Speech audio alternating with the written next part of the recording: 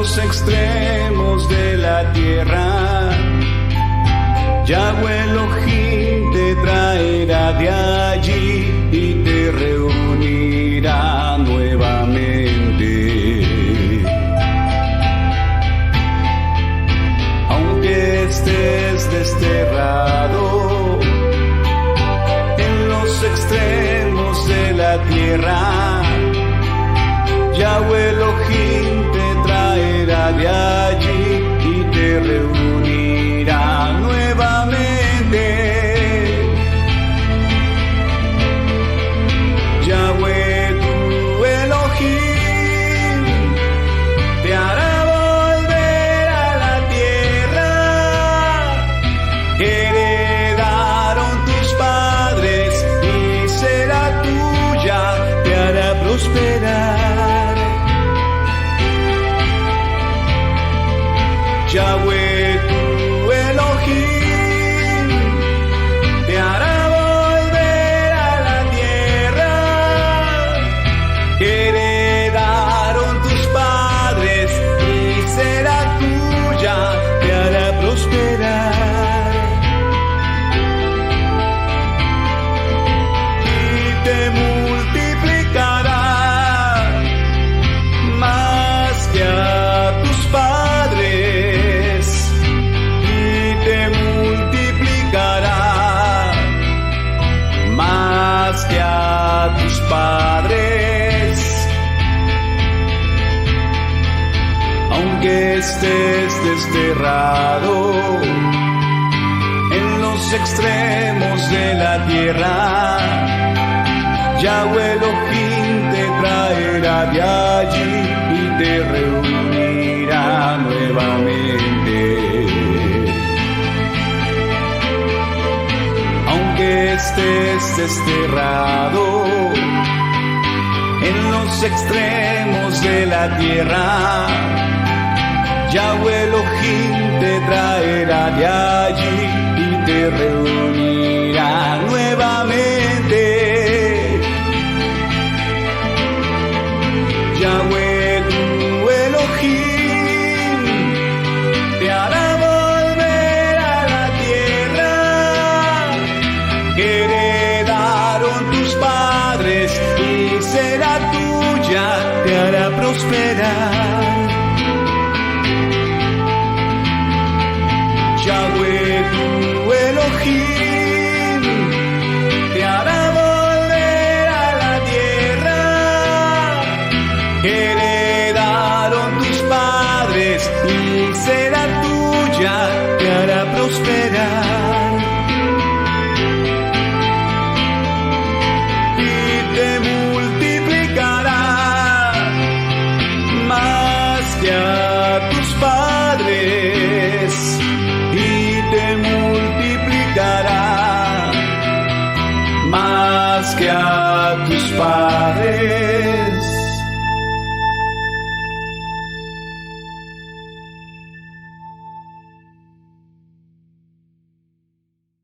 Elohim de Abraham, de Isaac y de Israel, Elohim nuestro, gracias te damos porque nos das este bello privilegio de poder estar nuevamente compartiendo con cada uno de mis hermanos a la distancia. Mi familia está con bien, te lo agradezco mucho, sabiendo que hemos vivido una semana de mucha mejoría y que ahora que estamos en Shabbat podemos seguir mejorando porque estamos delante de tu presencia y este Shabbat sin duda ha de ser una delicia santa en honor a ti. Bendice a tu pueblo, ayúdanos en el estudio que vamos a desempeñar para que lo hagamos de la mejor forma. En el nombre de Yeshua HaMashiach. Amén. Muy bien. Las lecciones desde el desierto. Este día vamos a estudiar Deuteronomio 1, versos 1 al 18. Pensé yo que en cada uno de los estudios iba a poder abarcar un capítulo, pero este capítulo es largo y hay mucho que podemos estudiar en él. Así que el capítulo 1 se va a dividir en dos partes. Una que presentamos hoy y la otra que vamos a estar presentando, si todo sale conforme a lo pensado, a finalizar este Shabbat. El libro de Deuteronomio debe ser considerado como un resumen de los muchos discursos pronunciados por Moisés durante los 40 años en el desierto. ¿Qué es el libro de Deuteronomio, Joel? Es un resumen de los discursos que Moisés dio durante 40 años. Obviamente es imposible tener un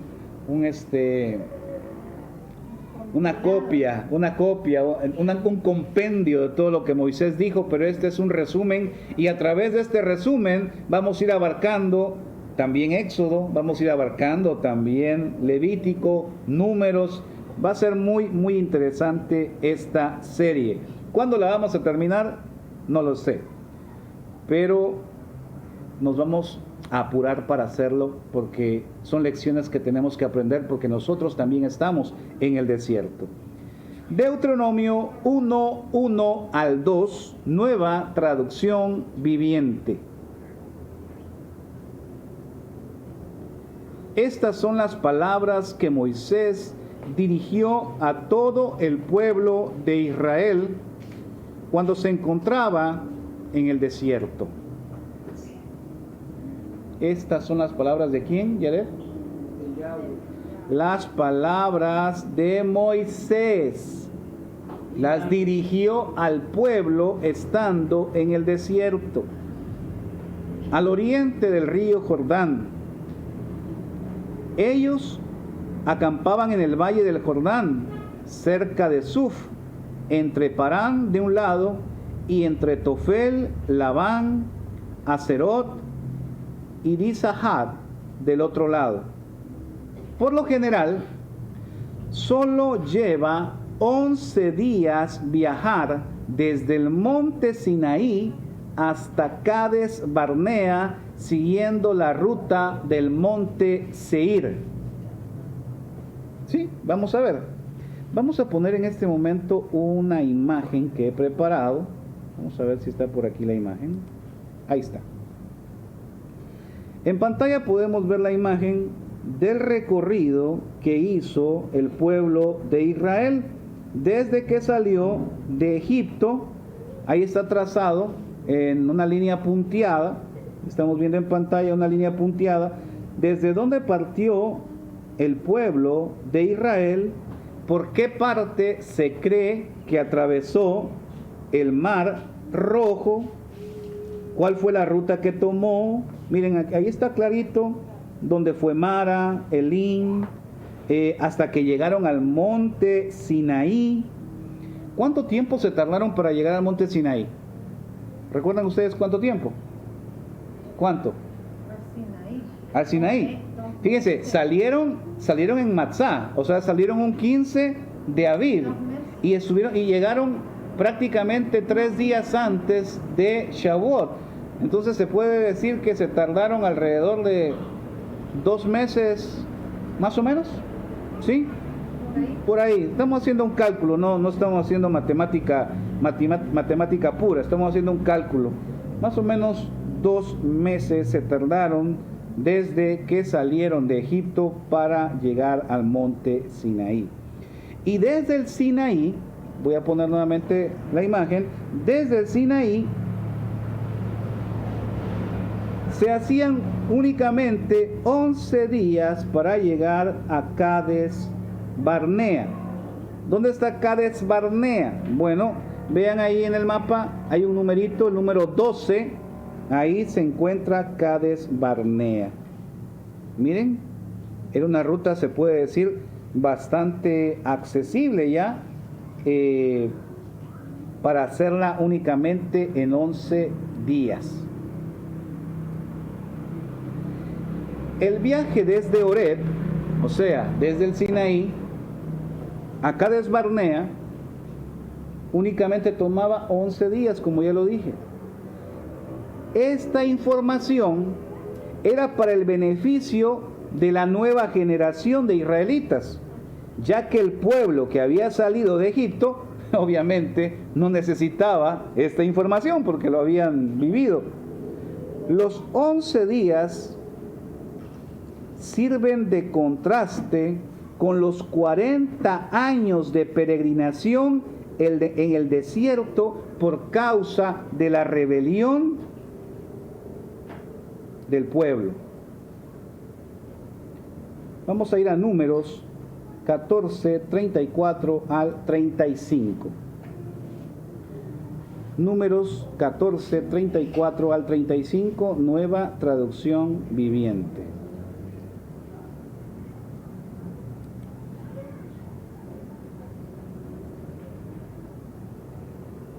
Dice de la siguiente manera: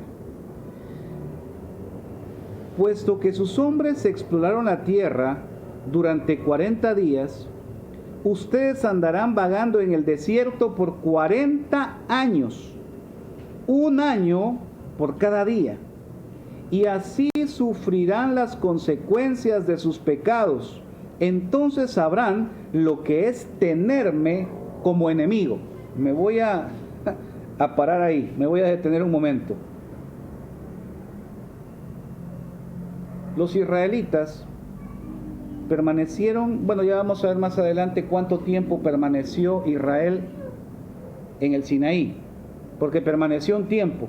Yahweh no permitió que su pueblo se moviera del Sinaí hasta que su pueblo estuviera bien instruido. Pero cuando el pueblo de Israel llegó ya a Cades Barnea, o mejor dicho, cuando llegó ya a un paso de la tierra prometida, una tierra que Yahweh les dijo que era buena, una tierra que era parte del pacto de Yahweh con su pueblo. Cuando llegaron ahí, se les ocurrió la brillante idea de mandar espías a la tierra prometida. Y estos espías que fueron a la tierra prometida exploraron esa tierra durante 40 días. Y ese periodo de exploración de 40 días, para corroborar lo que Yahweh les había dicho ya, que era bueno, viene Yahweh y les dice: ustedes mandaron espías 40 días, pues yo los voy a castigar día por año. Día por año. Y por haber dudado de mí, van a saber ahora lo que es tenerme como enemigo. Eso es fuerte, eso es duro, pero está registrado. Verso 35. Números 14, 35. Yo, Yahweh, he hablado. Sin falta haré todas estas cosas a cada miembro de la comunidad que conspiró contra mí.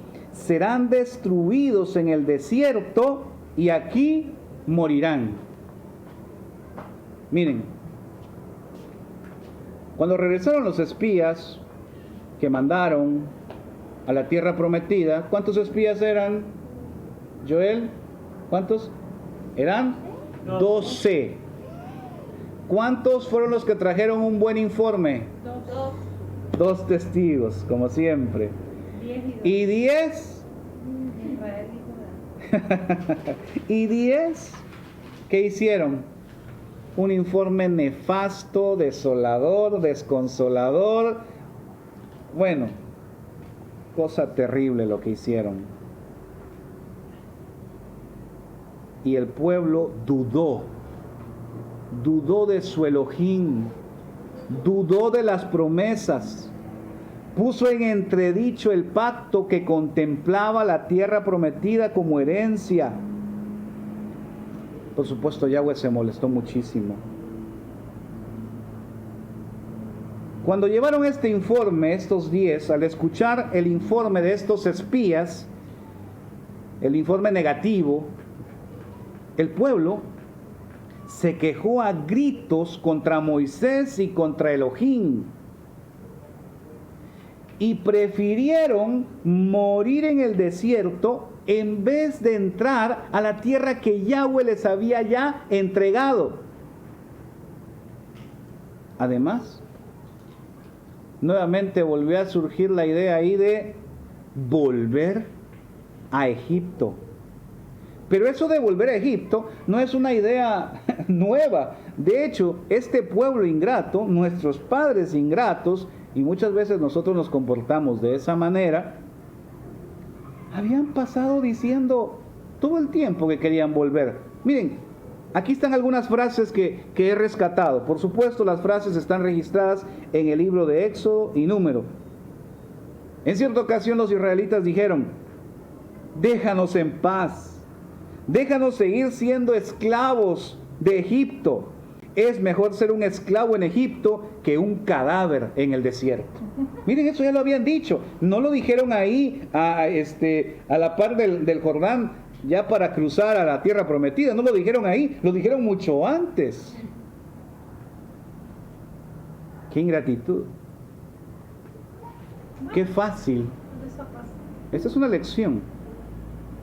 Qué fácil nuestros padres olvidaron todos los milagros y prodigios que nuestro Elohim había hecho por ellos en Egipto.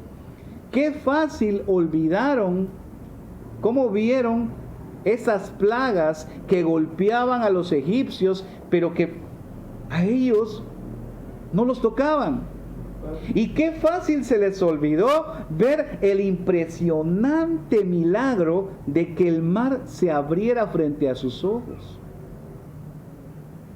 Y qué fácil se les olvidó también cómo les acompañaba una nube de día y se mantenía una columna de fuego de noche, mostrando Yahweh su presencia gloriosa todo el tiempo. Miren, mis hermanos, aquí hay una lección que tenemos que aprender. Nosotros no podemos tener en poco todo lo que nuestro Elohim ha hecho también por nosotros. Solamente es cuestión de que vayamos y echemos un vistazo en retrospectiva de lo que éramos antes, de donde estábamos antes, de cómo adorábamos antes, de las cosas que creíamos, de las mentiras que nosotros veíamos como alimento, cuando, realmente así, de desechos, de despojos, de nada, creíamos que éramos alimentados. Porque eso es lo que recibíamos allá en Egipto. Es lo que recibíamos en las iglesias a las cuales nosotros en algún momento pertenecimos.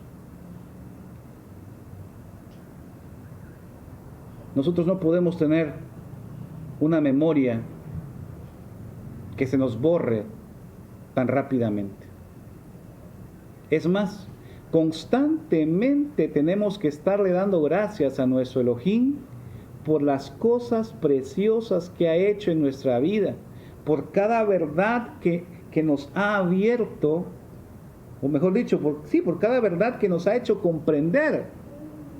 Porque nadie me va a negar que ustedes ahora entienden las Escrituras como nunca antes. Miren, yo tenía teólogos a los que yo admiraba dentro de mi iglesia.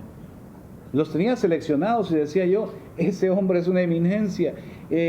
Cuánto conocimiento, cómo lo admiro. Y yo, que me gustaba a mí compartir también, me gustaba predicar, según yo, tomaba como referencia a estos hombres y decía yo, es que qué sabiduría les ha dado Dios, decía yo. Y ahora, todo ese conocimiento que yo veía como algo inmenso, digo, ¿cómo es que yo llegué a creer tantas cosas? ¿Cómo es que yo compraba todas esas teorías, todas esas doctrinas? ¿Cómo es que creía yo eso? Pues mis hermanos, yo les estoy contando brevemente un pedacito, pero cada uno de ustedes tiene su historia y nunca tenemos que olvidar del lugar de donde nos sacó nuestro Elohim. Porque, del Egipto que nos sacó, nunca tenemos que olvidar de dónde nos sacó, lo que éramos antes, lo que somos hoy, las cosas que creímos antes, lo que ahora sabemos, nunca tenemos que olvidarlo y siempre tenemos que darle gracias infinitas a Él, porque no es por mérito humano que usted y yo hayamos entendido. Por muy elocuente que sea la persona para exponer, si Yahweh no abre el entendimiento, usted y yo no entendemos nada. Pero nuestros padres ingratos, a temprano momento dentro del viaje, ya estaban renegando. En cierta ocasión también dijeron, si tan solo Yahweh nos hubiera matado en Egipto. Miren los ingratos, los vieron morir a muchas personas, vieron morir a los primogénitos en Egipto, vieron morir, o sea, vieron todo el desastre que pasó, todo el sufrimiento, y se atrevían a decir, si tan solo Yahweh nos hubiera matado en Egipto. Otra cosa que decían, allá nos sentábamos junto a las ollas llenas de carne y comíamos todo el pan que se nos antojaba, pero ahora nos han traído al desierto para que nos muramos de hambre. Miren que es que eran ingratos. Si allá eran esclavos. Pero según ellos allá comían re bien, ¿va? Carne y pan en abundancia, y ahora en el desierto Elohim los había traído al desierto a morir. Ingratos. En otra ocasión dijeron, ¿por qué nos sacaste de Egipto? Le decían a Moisés, ¿quieres matarnos de sed a nosotros, a nuestros hijos y a nuestros animales? ¿Y qué tal la ocasión cuando dijeron, ay, nos acordamos del pescado que comían, el pescado del Nilo, tan delicioso el pescado que comíamos, y lo comíamos de gratis en Egipto, y teníamos los pepinos, los melones, los puerros, las cebollas y los ajos? ¿Sí? Todo eso. Moisés, pero por sobre todo, nuestro Elohim tuvo que aguantar a ese pueblo rebelde todo el tiempo quejándose y queriendo regresarse a Egipto. Quiero decirles una cosa en este momento. ¿Cuántos de los que estaban en el desierto, escuchen la pregunta que voy a hacer, hijos, ¿cuántos de los que estaban en el desierto, que salieron de Egipto, cuántos volvieron a Egipto?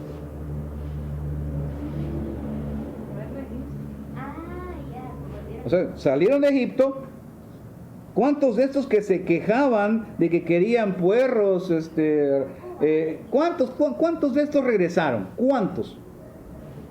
¿Saben qué? No hay un registro de que alguien haya regresado. ¿Saben por qué? Porque en realidad no regresó nadie. Se murieron en el desierto. Bueno, sí, puro, ahí la Biblia dice que no hubo, pero algunos pudieron irse, pero nunca llegaron.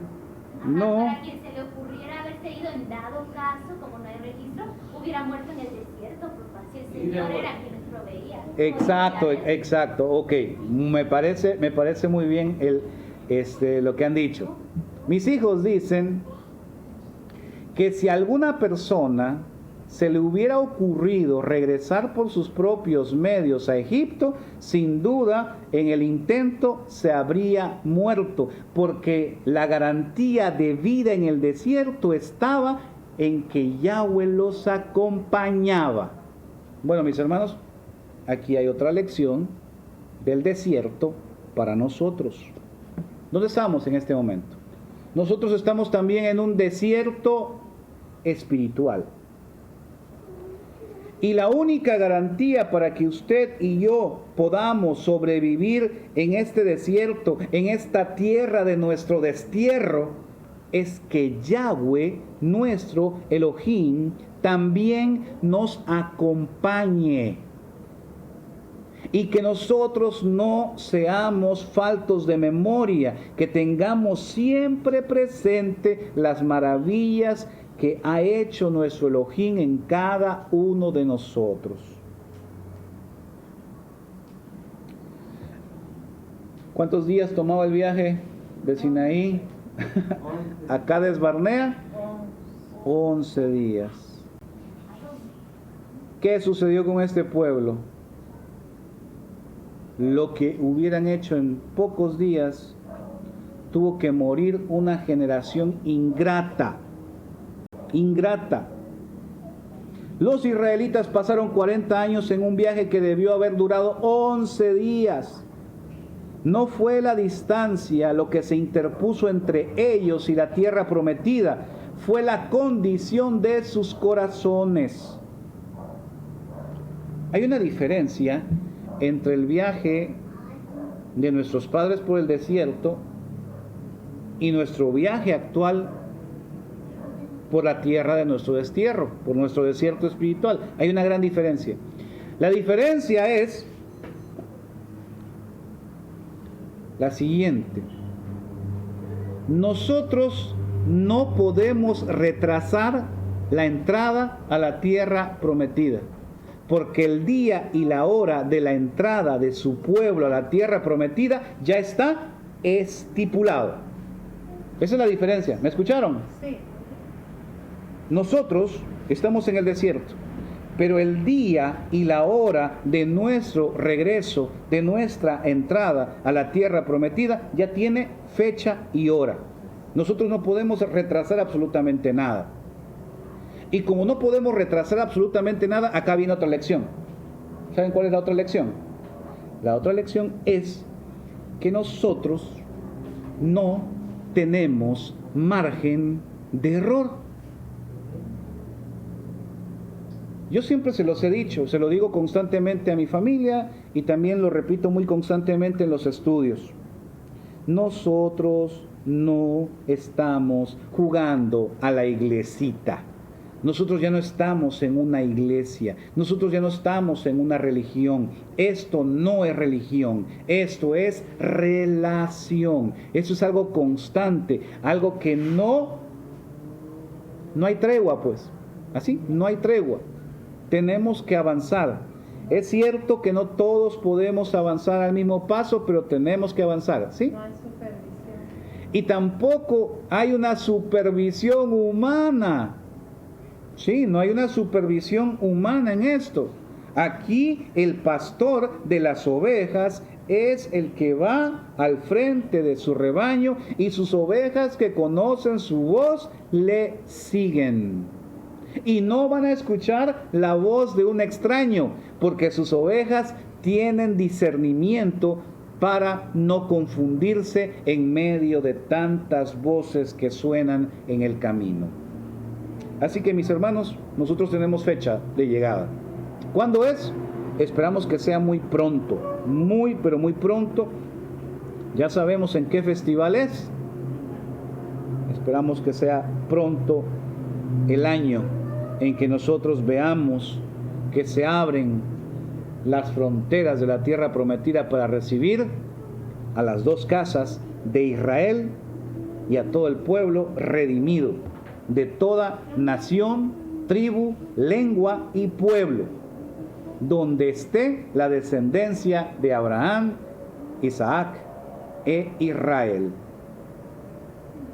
Así que la condición de los corazones de nuestros padres hicieron la separación entre, no fue la distancia, fueron los corazones duros. El propósito de Elohim era que, el propósito de Elohim en el desierto iba más allá de trasladar a un grupo de personas de una tierra a otra. Nuestro Elohim estaba preparando a su pueblo para que viviera en fidelidad y obediencia. Eso hizo nuestro Elohim durante un tiempo mientras su pueblo permaneció a las faldas del Sinaí. Ya les voy a decir cuánto tiempo. ¿Qué de bueno tendría la tierra prometida si los israelitas eran tan malos como las demás naciones que vivían allí? ¿Sí?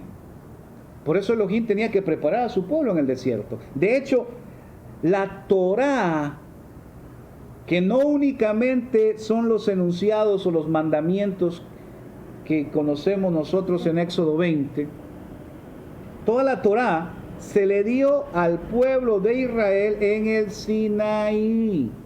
Alguien me hacía una pregunta el Shabbat pasado, me decían, hermano, el pacto únicamente consta de los 10 mandamientos, y yo les decía, no, el pacto es la Torá completa, todas las leyes, leyes, decretos y ordenanzas que nuestro Elohim reveló a su pueblo, todo eso es Torá. Los mandamientos serían las condiciones del pacto, en dado caso. Así que este pueblo, nuestros padres, fueron capacitados, fueron instruidos. Yahweh reveló su voluntad para su pueblo en todos los sentidos, para que vivieran en armonía con Él y en armonía en sociedad, para que fueran mejores que los que estaban viviendo en esa tierra, porque ya sabemos que todos los que vivían en la tierra prometida eran unas naciones perversas. ¿Qué chiste habría que un pueblo igual fuera a poseer esa tierra? No, tenía que ser un pueblo superior. Y lo que hace superior a una persona no son las ínfulas de grandeza o el orgullo. No, lo que hace superior a una persona es el conocimiento que tenga del Altísimo y la humildad que no lo haga cerrar el corazón en ningún momento. Porque hay muchas cosas todavía que tenemos que desaprender para aprender. Elohim, nuestro Elohim, purificó a su pueblo en el desierto. Durante los años de viaje, Elohim le enseñó a su pueblo quién era Él. ¿Y quién era Él? El Elohim viviente, el líder de la nación. ¿Y quiénes eran ellos? Una raza pecadora, pronta a la rebelión, dudosos. O sea que Elohim tenía que purificar a ese pueblo, porque Él se mostró tal cual era, su poder y su grandeza. Pero a cada rato se revelaba la naturaleza pecaminosa de este pueblo. Deuteronomio 1, 3 al 4. Seguimos avanzando. Dice la Nueva Traducción Viviente: sin embargo, 40 años después de que los israelitas salieron de Egipto, el primer día del mes 11, Moisés le habló al pueblo de Israel acerca de todo lo que Yahweh le había ordenado que dijera. Ese hecho ocurrió luego de derrotar a Sehón, rey de los amorreos, quien gobernaba en Hesbón, y a Og, rey de Basán, quien gobernaba en Astarot y en Edrei. Muy bien. ¿Cuándo fue que Moisés comenzó con estas palabras, con este relato del libro de Deuteronomio? ¿Cuándo comenzó? El primer día del 11º mes. Ténganlo muy claro. ¿Cuándo comenzó? El primer día del 11º mes. Ahí comenzó a relatar Deuteronomio. Muy bien. Y esto ocurrió cuando ya habían derrotado a las naciones que estaban fronterizas a la tierra prometida, pero todavía no habían cruzado el río Jordán, obviamente, ¿verdad? Cuando Moisés comenzó a relatar estas palabras, sucedió 6 meses después de la muerte de Aarón. ¿Saben cuándo murió Aarón? Está registrado en Números 33-38. Dice que mientras estaban al pie del monte Hor, Yahweh ordenó al sacerdote Aarón que subiera al monte y ahí murió. Esto sucedió a mediados del verano, el primer día del mes quinto, a los 40 años de la salida de Egipto. Miren, ¿cuándo murió Aarón? Murió el primer día del mes quinto. ¿Y cuándo es que Moisés estaba relatando el libro de Deuteronomio? El primer día del 11º mes. Exactamente 6 meses antes que su hermano muriera, él comenzó a relatar Deuteronomio.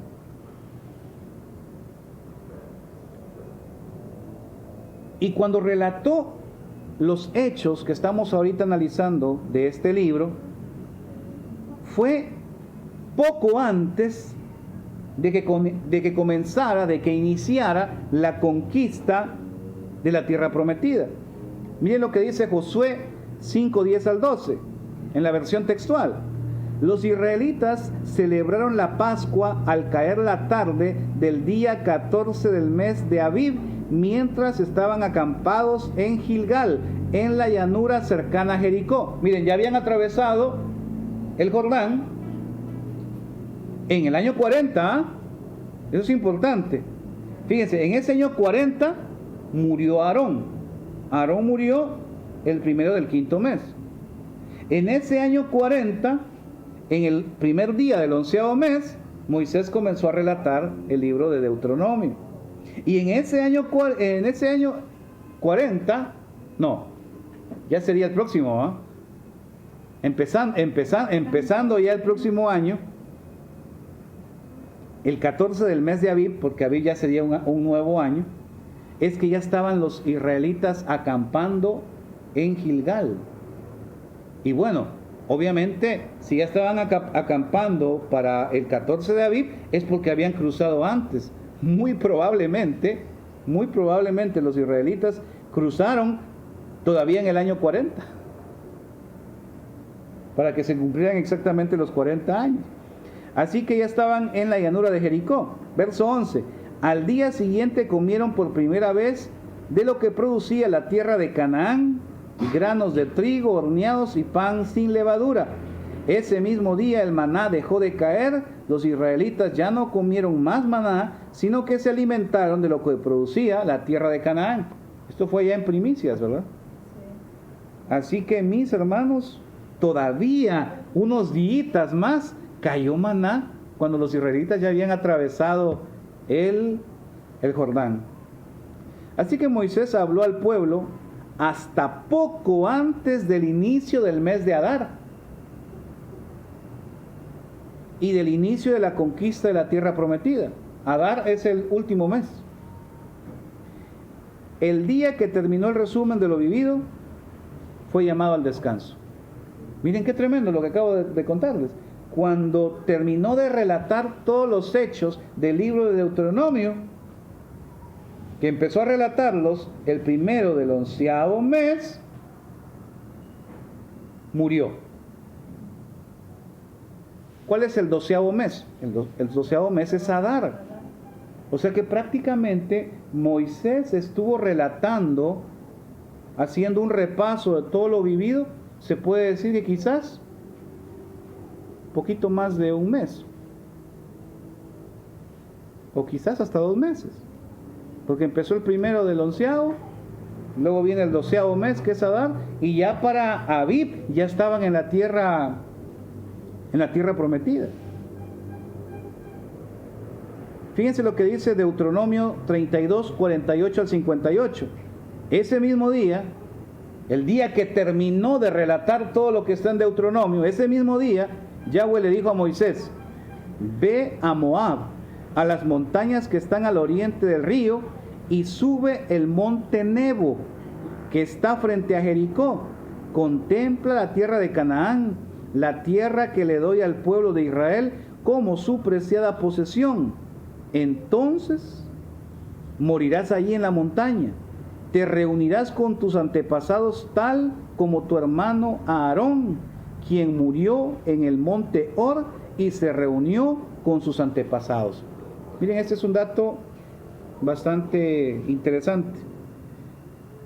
Moisés comienza a relatar, primero del 11º mes, y cuando termina de relatar los hechos del libro de Deuteronomio, ese mismo día, Yahweh lo manda, Elohim lo manda al descanso. Sigamos con el Deuteronomio 1:5 al 8. Está muy interesante lo que estamos estudiando. Mientras los israelitas estaban en la tierra de Moab, al oriente del río Jordán, Moisés les explicó con mucho cuidado las siguientes instrucciones que Yahweh había dado. Prácticamente el libro de Deuteronomio es lo que Yahweh les estaba relatando como resumen a la generación que iba a entrar, porque la generación que lo había vivido ya se había muerto. Le estaba relatando a la generación que iba a ver la promesa cumplida, salvo Moisés y Caleb, los dos testigos, salvo Josué y Caleb, los dos testigos que no regresaron con un mal informe, ¿verdad? Pero de ahí todos los demás habían muerto. Así que estaba haciendo un resumen y les explicó con mucho cuidado las instrucciones a esta generación que iba a entrar a la tierra prometida. Verso 6. Cuando estábamos en el monte Sinaí, Yahweh, nuestro Elohim, nos dijo: ya pasaron bastante tiempo en este monte. Es hora de levantar el campamento y seguir adelante. Vayan al territorio montañoso de los amorreos y a todas las regiones vecinas, el valle del Jordán, la zona montañosa, las colinas occidentales, el Negev y la llanura costera. Vayan a la tierra de los cananeos y al Líbano y avancen hasta el gran río Éufrates. Miren, les doy toda esta tierra. Entren y tomen posesión de ella, porque es la tierra que Yahweh juró dar a sus antepasados, Abraham, Isaac y Jacob, y a todos los descendientes de ellos. Miren, eso es importante. Cuando Yahweh le dice a su pueblo, ya pasaron bastante tiempo aquí en el Sinaí, ya pasaron bastante tiempo, Yahweh ya había revelado, ahí en el Sinaí ya había revelado toda su Torá. Y no únicamente eso. El pueblo ya también había hecho todo lo que es el santuario. Es más, en las faldas del Sinaí es donde Yahweh formó a la nación de Israel. Ahí, en el Sinaí. Y cuando su pueblo estaba completamente capacitado con todas las instrucciones, ahora le dice, bueno, ahora nos vamos a la tierra prometida. Ya pasaron bastante tiempo aquí, están capacitados, tienen toda mi Torá para vivir como una nación única, como una nación espléndida, para que vivan a la altura de la grandeza mía. Ahora se van de aquí, se van derechito a la tierra prometida. Ese era el plan de Elohim. Levantar el campamento del Sinaí para ir directamente a la tierra prometida. Ese era su plan. Y eso es lo que llevaba 11 días, ¿verdad?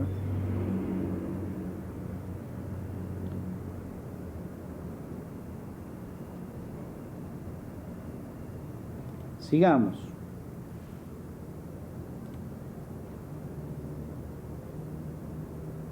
Después de la salida de Egipto,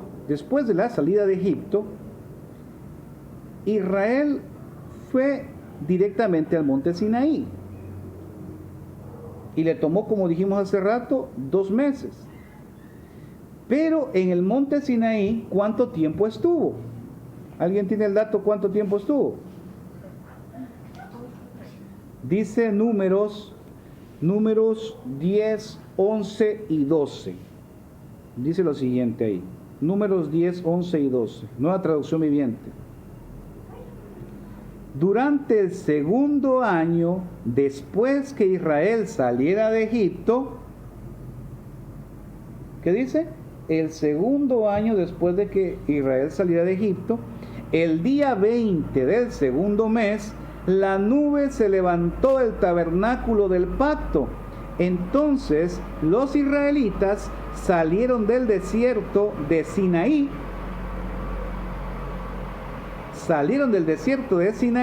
y viajaron de un lugar a otro hasta que la nube se detuvo en el desierto de Padán. ¿Cuántos años estuvo Israel? Estuvo 2 años. Cerca de 2 años estuvo ahí recibiendo toda la Torá de Elohim. La orden de marchar hacia la tierra prometida indica que Israel iba a seguir el camino más corto hacia Canaán, pero por causa de la rebelión del pueblo, fueron condenados a pasar 40 años en el desierto antes de entrar a la tierra prometida. Sigamos con el verso 9 y 10 de Deuteronomio 1. Moisés siguió diciendo: en aquel tiempo les dije a ustedes, ustedes son una carga demasiada pesada para sobrellevarla yo solo. Yahweh su Elohim los ha aumentado en cantidad, son tan numerosos como las estrellas. Aquí, como es un resumen de Moisés, Moisés está diciendo: miren, como ustedes eran tan numerosos, eran una carga eran demasiado para mí, yo no podía resolver todos los conflictos entre ustedes, así que algo sucedió en ese momento.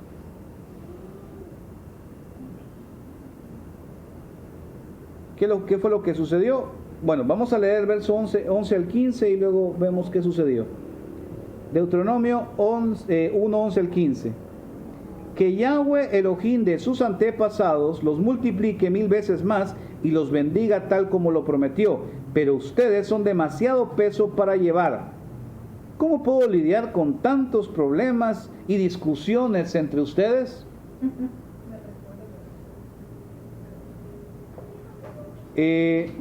Voy a leer este mismo verso, el verso 12 lo voy a leer en la versión Reina Valera 60 para que vean lo que le tocaba al pobre Moisés. ¿Cómo llevaré yo solo vuestras molestias, vuestras cargas y vuestros pleitos? Miren lo que le tocaba soportar a Moisés: molestias, cargas y pleitos. Y se habían multiplicado. Era una nación muy grande. Cuando salieron de Egipto se calcula que eran alrededor de 2 millones, aproximadamente. 2 millones de personas para un solo hombre, para estar resolviendo ahí las molestias, las cargas, los pleitos, disputas. Era demasiado. Así que, dice el verso 13, Deuteronomio 11:13, Joelito, póngame atención, hijo, por favor. Dice el verso 13: elijan a hombres bien respetados de cada tribu, conocidos por su sabiduría y entendimiento, y yo los nombraré líderes de ustedes. Y ustedes respondieron: es buena idea. Así que tomé a esos hombres sabios y respetados que ustedes habían elegido de sus respectivas tribus y los designé para que fueran jueces y funcionarios sobre ustedes. Algunos estuvieron a cargo de 1000 personas, otros de 100, otros de 50 y otros de 10. Moisés está relatándoles aquí a ellos lo que sucedió, cómo hubo una división, cómo se pusieron jueces, se pusieron líderes, se pusieron personas especiales para ayudarle a él a coordinar a todo el pueblo y a resolver todos los conflictos que se presentaban. Pero nosotros que conocemos el relato completo, sabemos que al final esta idea, esta división, no fue algo que realmente se le ocurrió a Moisés. Esto vino de parte de su querido suegro, que se llamaba Yetro. Está registrado en Éxodo 18:13 y 17 y 18. Miren lo que dice, Nueva Traducción Viviente. Al día siguiente, Moisés se sentó para oír los pleitos que los israelitas tenían unos con otros.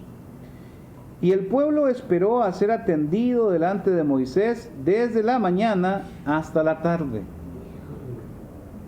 ¿Se pueden imaginar a Moisés todo el día resolviendo conflictos? Pesadísimo, ¿no? Y se pueden imaginar ustedes lo que costaba tener una cita con Moisés. Lo que costaba poder tener audiencia con Moisés. Cuando el suegro de Moisés vio todo lo que hacía por el pueblo, le preguntó: ¿qué logras en realidad sentado aquí? ¿Por qué te esfuerzas en hacer todo el trabajo tú solo, mientras que el pueblo está de pie a tu alrededor desde la mañana hasta la tarde? No está bien lo que haces, exclamó el suegro de Moisés. Así acabarás agotado y también se te agotará el pueblo. Esta tarea es una carga demasiado pesada para una sola persona. ¿Qué le dijo Joel? ¿Qué le dijo Yetro a Moisés? Que es una carga muy... Es que se iba a cansar mucho. Se iba a cansar mucho, una carga muy pesada para él y que no estaba bien lo que estaba haciendo. Los problemas del pueblo y la tarea de llevar esta grande multitud a la tierra prometida creó la necesidad de nombrar líderes para ayudar a Moisés. Moisés fue aconsejado sabiamente por su suegro para compartir sus responsabilidades con personas idóneas y competentes en su responsabilidad de dirigir al pueblo escogido. Ay, mis hermanos, esto de los pleitos, problemas, disputas, molestias, eso es algo que continúa. Lamentablemente para nosotros no está la figura de un Moisés. Y mis hermanos, somos un pueblo esparcido. Miren que algunos, voy a decir algo simpático en este momento, algunos anhelan tener muchas familias o muchos hermanos ahí que se reúnan con ellos, hermanos con los cuales puedan celebrar las festividades de Elohim, hacer sus campamentos de cabañas, y anhelan ese grupo donde exista ese compañerismo. ¿Saben qué, mis hermanos? Nosotros ya lo tuvimos. Aquí en nuestro país ya tuvimos un grupo numeroso. Sí, ya tuvimos un grupo numeroso, nos reuníamos muchos en Shabbat, la casa de reunión no daba abasto para toda la gente que venía a reunirse juntamente con nosotros, ya lo tuvimos. ¿Y saben qué? Hay un dicho que dice: pueblo chico, infierno grande, es el dicho popular. ¿Saben qué? Nosotros vimos, claro, en una escala mucho menor, pero conflictos. Así que aquel hermano que está ya solito, solamente con su esposo, el hermano con su esposa, la esposa con el esposo, que son solamente una familia, ¿sabe qué? Luche por su familia, luche juntamente con su esposa, con su esposo, con sus hijos, hágalo. Si Elohim así lo quiso, hágalo, luche con su familia. Porque a veces cuando hay grupos numerosos se tienen dificultades. Es complicado, porque las cosas son iguales a como eran antes. A veces uno decía algo aquí, sentado acá, algún hermano escuchando allá, y ya estaba herido en su susceptibilidad, o decía, usted lo dijo por mí, cuando a veces, la gran mayoría de veces no era así, ¿verdad? De hecho, no es agradable ocupar este podio, este espacio para venir a recriminar a otro hermano, no es correcto, pero es complicado tener grupos numerosos. Nosotros en su momento lo tuvimos, fue muy bonito, ya no está tal grupo. son muy pocos los que quedaron, pero en grupos grandes siempre se manifiestan conflictos.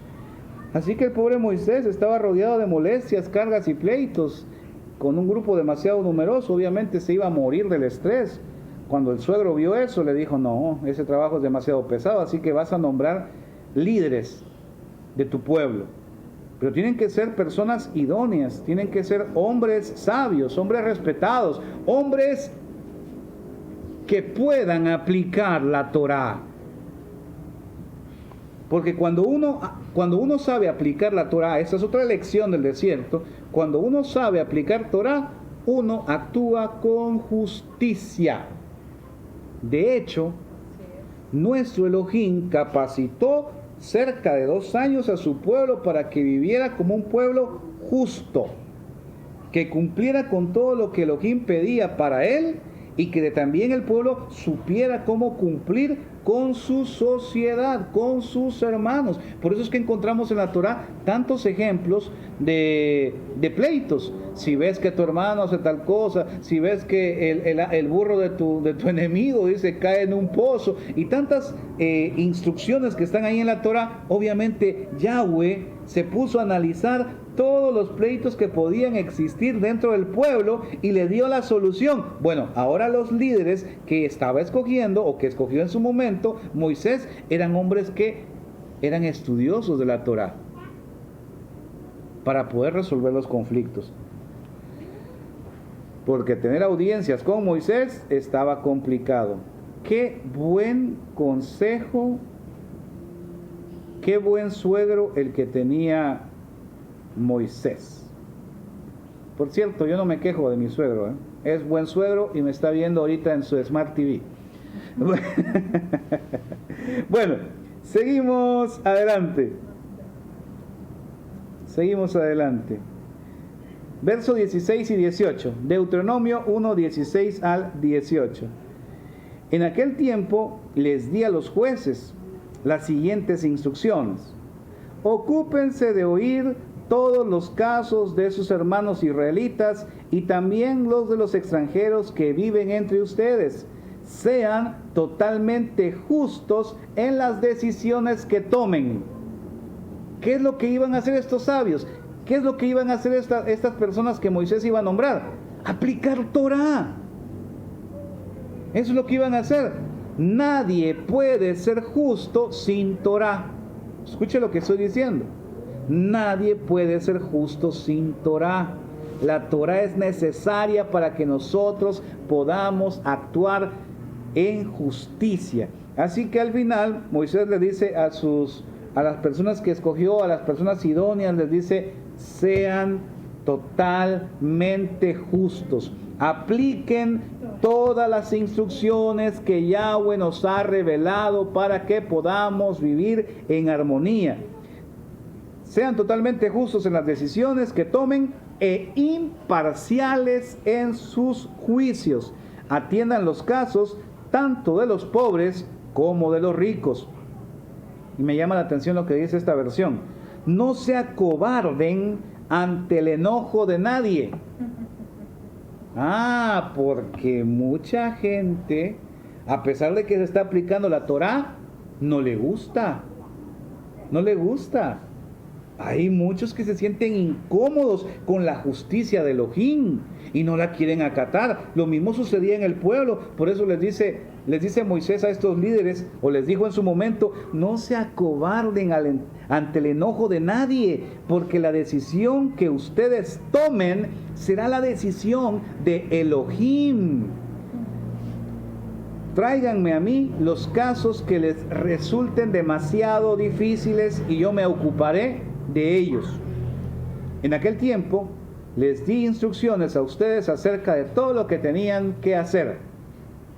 Aún así, Moisés se reservaba el derecho de resolver lo más complicado, pero ya no pasaba todo el día, o quizás, pero ya un poquito más relajado. Ahora bien, vamos a ir a Éxodo 18:21, porque lo que hemos leído ahorita en Deuteronomio y con lo que vaya a decir de Éxodo, vamos a completar como el perfil de estas personas idóneas que Moisés escogió. Éxodo 18:21, versión textual, dice: pero escoge tú mismo entre todo el pueblo a hombres de valor, temerosos de Elohim, hombres veraces, aborrecedores del lucro, y ponlos por príncipes de miles, príncipes de cientos, príncipes de 50 y príncipes de 10.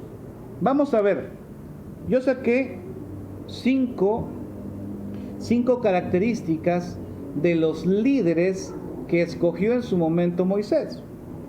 Miren, en primer lugar, eran temerosos de Elohim. ¿Qué eran estos líderes? Eran temerosos de Elohim, eso es lo principal.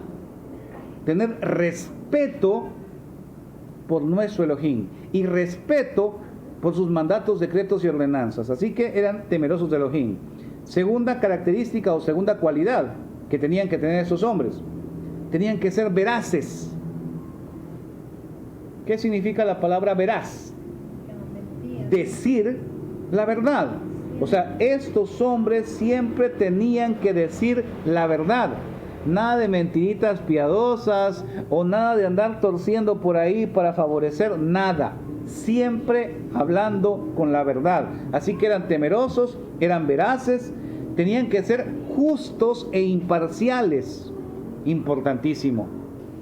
Es que mira, pues lo tuve que favorecer porque pobrecito tiene menos. No, nada que pobrecito porque tiene menos. La justicia es la justicia. Y si el pobre tiene la culpa, el pobre tiene que tener su castigo. Si el rico ha abusado, no porque tenga mucho, lo vamos a favorecer también para que nos favorezca a nosotros. No, estos hombres tenían que tener como cualidad justicia e imparcialidad. La ley aplicada sea a quien fuera, no importando rango, edad, estatus social, la ley tenía que aplicarse. Justicia e imparcialidad. Una cuarta cualidad que tenían es que eran aborrecedores del lucro. Miren, el soborno ha estado presente desde siempre. Desde siempre. Es algo muy antiguo. Y desde luego, esos hombres que Moisés escogió tenían que ser insobornables, correcto. ¿Por qué? Porque siempre la justicia se ha torcido de esa forma. Miren por qué estamos como países. Miren nuestros países en Latinoamérica. Yo les puedo hablar de mi país. En mi país, la cultura del soborno es el pan nuestro de cada día. En todos lados. Terrible lo que sucede acá. Aquí no hay justicia. La justicia no existe. ¿Por qué? Porque aquí impera la ley del que más tiene, del más fuerte. Aquí las leyes favorecen a los ricos. Les voy a contar una anécdota, algo así rapidito. Fíjense que aquí en el país vinieron y pusieron un impuesto para la seguridad. Y el impuesto lo cargaron a la telefonía celular y al internet, ¿verdad? Y a los servicios de internet. Le cargaron ese impuesto, que es el 3%, 4%, 5%. ¡Wow! Sí, el 5% le cargaron a la telefonía celular y también al internet. Bueno, total, que viene el presidente de la República y dice: yo hice una promesa de campaña que ahora es momento de cumplir. Vamos a quitar ese impuesto de seguridad a la telefonía y al internet en el país para toda la clase baja, media baja, y únicamente van a pagar ese impuesto los ricos en este país. O sea, los ricos van a pagar por la seguridad de los pobres.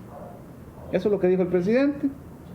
Inmediatamente apareció la Corte Suprema de Justicia del país. Fíjense, la Corte Suprema de Justicia, o sea, la instancia más elevada en el país para aplicar la Constitución. salieron a decir que ese impuesto era inconstitucional. Este impuesto lo aplicaron durante los últimos 3 años, creo que. Los últimos 3 años nos aplicaron este impuesto. Justo cuando el presidente dice, le vamos a quitar el impuesto a los pobres, a la clase media, a la clase baja, y solamente se lo vamos a dejar a los ricos, ahí salió la sala a decir que esa ley era inconstitucional. Así que 3 años pasaron exprimiendo al pueblo, y cuando ya se quiso quitar el impuesto al pueblo y dejárselo a los que podían, declaran la ley inconstitucional. Esa es la justicia que tenemos en este país. Para ponerles un ejemplo, bueno, en el tiempo de Moisés, obviamente también había gente que tenía más que otros, y los que tenían siempre buscaban que las cosas salieran a su favor, y por eso Moisés tuvo que buscar hombres que aborrecieran el lucro, es decir, que no fueran a permitir el soborno. Porque el soborno lo que hace es que tuerce la justicia. Así que esos hombres tenían como cualidades, eran temerosos, eran veraces, justos e imparciales, aborrecían el lucro y también tenían que ser valientes. ¿Por qué? Porque para aplicar la justicia se necesita la valentía. ¿Cómo se refleja la valentía? Moisés les dijo, no se vayan a acobardar ante el enojo de nadie, que nadie los vaya a venir a intimidar si no quedaron conformes con el veredicto que ustedes dieron. Porque si ustedes aplicaron la ley y la justicia como tal, la palabra de ustedes va a ser la palabra de Elohim. Mis hermanos, ciertamente nosotros en este momento somos un pueblo esparcido. Pero ¿saben qué? Este pueblo que ahora es esparcido, en algún momento de la historia va a ser llamado, este pueblo, o sea, nosotros, vamos a ser llamados para ser ¿qué? Reyes al servicio de Elohim.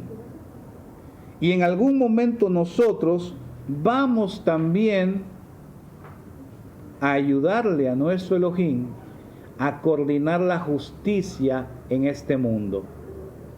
Escuche lo que estoy diciendo. ¿Y qué cualidades qué cualidades necesitaremos poseer? Bueno, aquí están.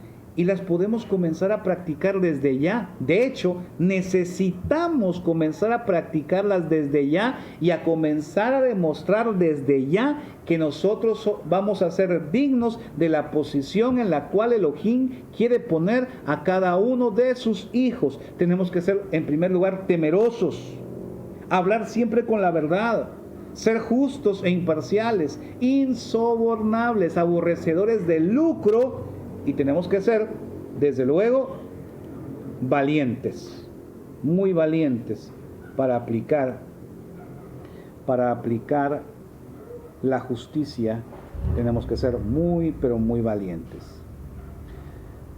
Moisés, bajo la dirección de nuestro Elohim, supo identificar las cualidades de los buenos líderes. Estas características difieren notablemente de aquellas por las que se eligen a los líderes actuales. ¿Cómo eligen a los líderes hoy en día? Tiene que tener buena apariencia, buena presentación. Miren, a veces todavía nos pasa a nosotros que dicen, ¿y por qué voy a escuchar a ese hombre que se pone camisa manga corta, que no usa corbata, que se pone una boina y que para colmo tiene el pelo largo?